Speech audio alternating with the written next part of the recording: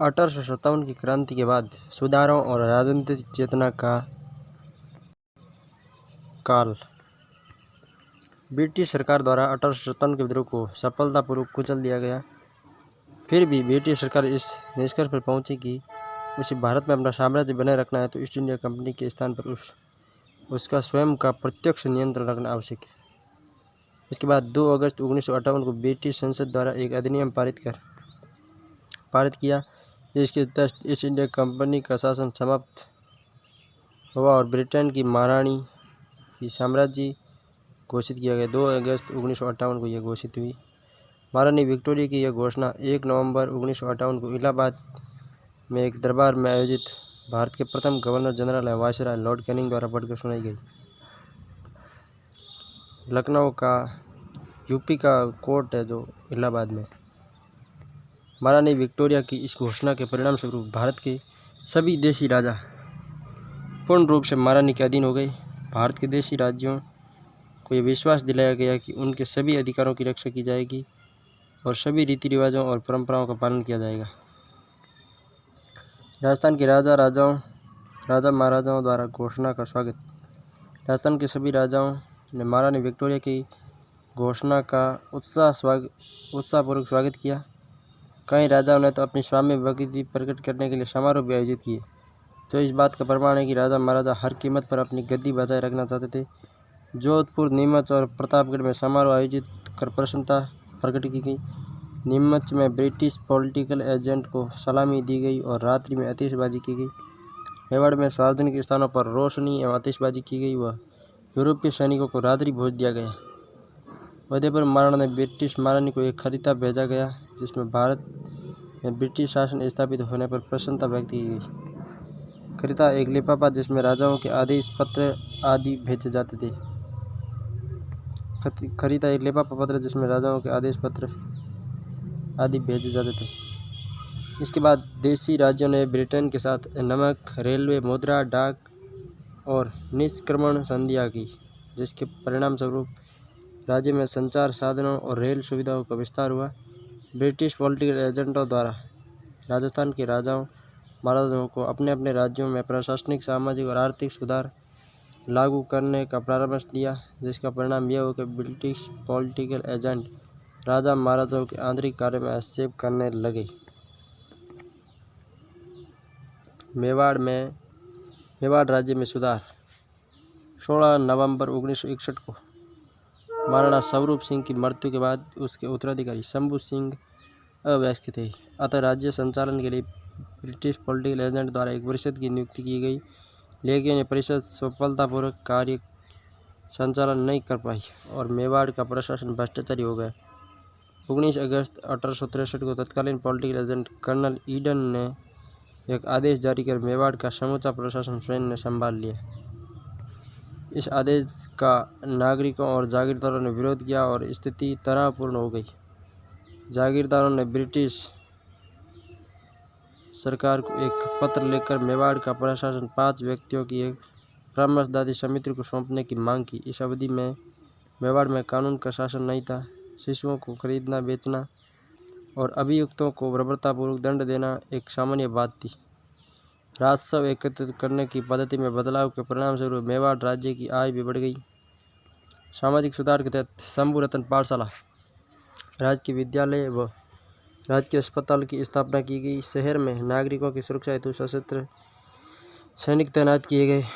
नगर की स्वच्छता एवं मंदिरों की देखभाल पर भी ध्यान दिया गया। अकाल, बाढ़ जैसी प्राकृतिक आपदाओं से निपटने के लिए एक पृथक विभाग की स्थापना की गई। मेवाड़ राज्य में सड़कों का भी विकास हुआ।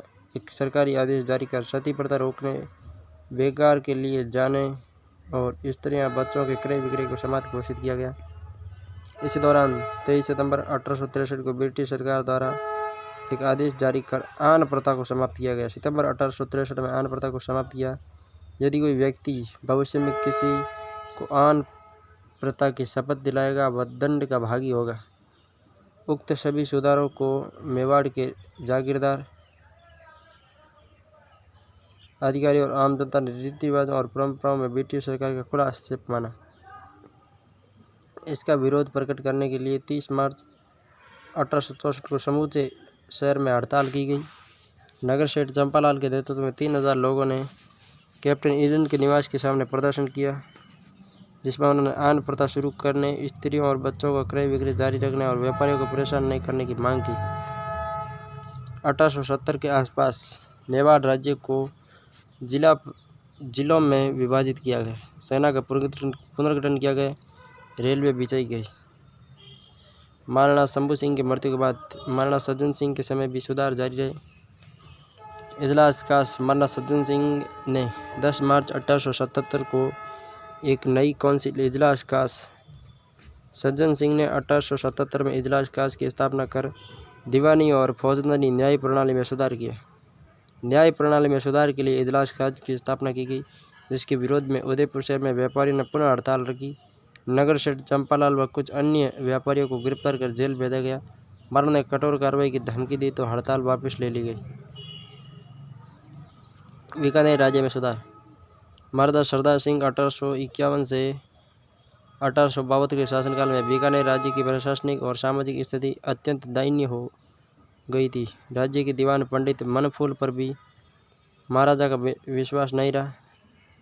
राज्य के जागीरदार तत्कालीन प्रशासनिक व्यवस्था का विरोध कर रहे थे। ऐसी स्थिति में British political agent captain Bradford के सुझाव पर महाराजा को शासन संचालन में परामर्श देने के लिए एक 5 सदस्यीय परिषद की स्थापना की गई। यद्यपि बीकानेर महाराजा परिषद के परामर्श को मानने के लिए बाध्य नहीं थे। बीकानेर राज्य और ब्रिटिश सरकार के मध्य 1869 में प्रत्यावर्तन संधि हुई। 1879 में एक नमक समझौता हुआ, जिसके तहत ब्रिटिश सरकार को भेजे जाने वाले नमक पर लगाई जाने वाली चुंगी समाप्त कर दी गई। साथ ही बीकानेर राज्य से गांजा, भांग, अफीम और स्प्रिट बार भेजने पर रोक लगा दी। इसका परिणाम यह हुआ कि बीकानेर राज्य का नमक तैयार करने का अधिकार समाप्त हो गया।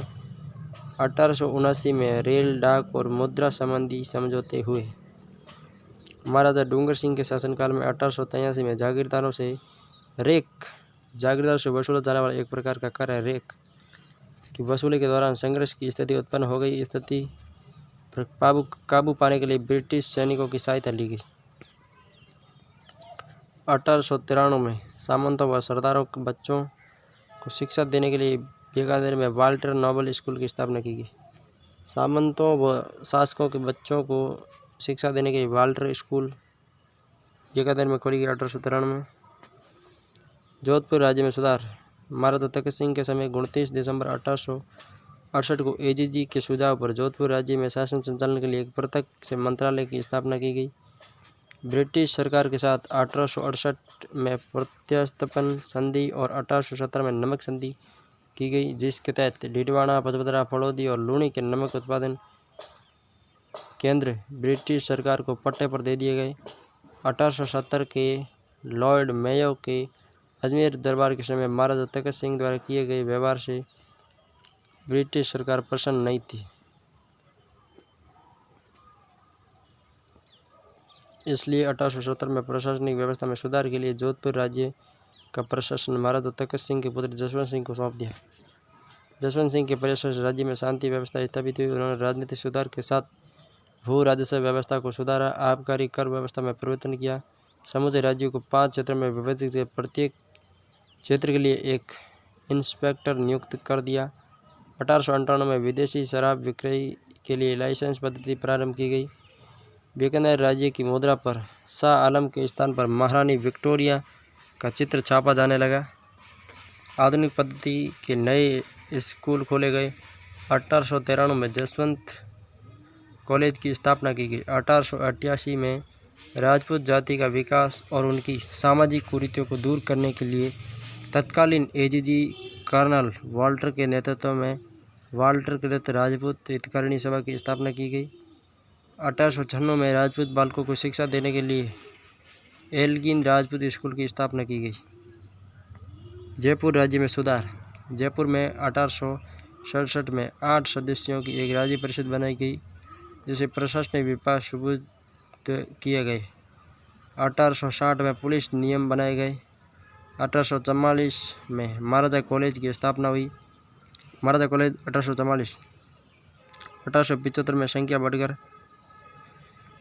800 विद्यार्थी हो गए। 1861 में सामंतों और राजपूत बालकों को शिक्षा के लिए जयपुर में नोबेल स्कूल और बीकानेर में वाल्टर नोबेल स्कूल। 1870 में प्रथम राजकीय अस्पताल की स्थापना जयपुर में हुई। अजमेर आगरा रेलवे लाइन का निर्माण हुआ।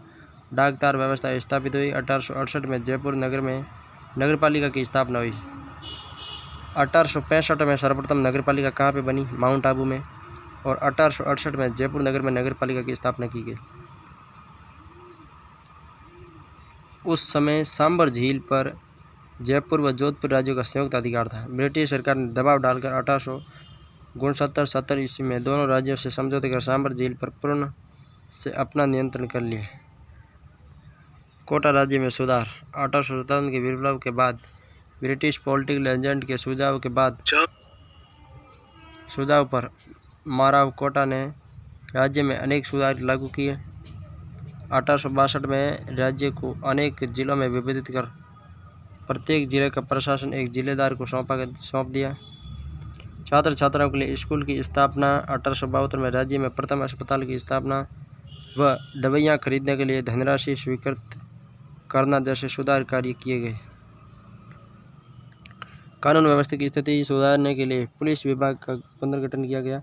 1874 में राज्य प्रशासन की देखरेख के लिए फैजल अली को नियुक्त किया गया। इस दौरान डाक व्यवस्था, टप्पन कचहरी का उन्मूलन एवं एक 3 सदस्यीय परिषद की स्थापना जैसे सुधार कार्य किए गए। प्रमुख दरबार एवं यात्राएं। लॉर्ड बेंटिंग की अजमेर दरबार 1832 का। अंग्रेज़ों ने अजमेर को 1832 में नॉर्थ वेस्ट प्रोविंस में स्थानांतरित कर दिया गया। ब्रिटिश विलियम बेंटिंग ने इसी वर्ष अजमेर की यात्रा। अजमेर आने वाला पहला भारत का गवर्नर जनरल कौन था? विलियम बेंटिंग था। दुनिया के दूसरा जिब्राल्टर। बेंटिंग ने अजमेर में राजपूताना के विभिन्न राजाओं का दरबार आयोजित किया, जिसमें किशनगढ़ के शासक कल्याण सिंह, टोंक का नवाब अमीर खां, कोटा महाराव राम सिंह, उदयपुर के जवान सिंह, जयपुर के सवाई जय सिंह तृतीय, बूंदी के किशोर सिंह ने भाग लिया। जोधपुर महाराजा ने अजमेर नहीं पहुंच सकने के लिए क्षमा यातना भिजवाई। इस दरबार में जैसलमेर, बीकानेर व सिरोही के शासकों को आमंत्रित ही नहीं किया गया। इस यात्रा के दौरान लॉर्ड विलियम बेंटिंग ने अजमेर के तारागढ़ किले के परकोटे को गिराने का आदेश दिया। इसके बाद वह किशनगढ़, जयपुर, अलवर और भरतपुर होता हुआ आगरा लौट आया।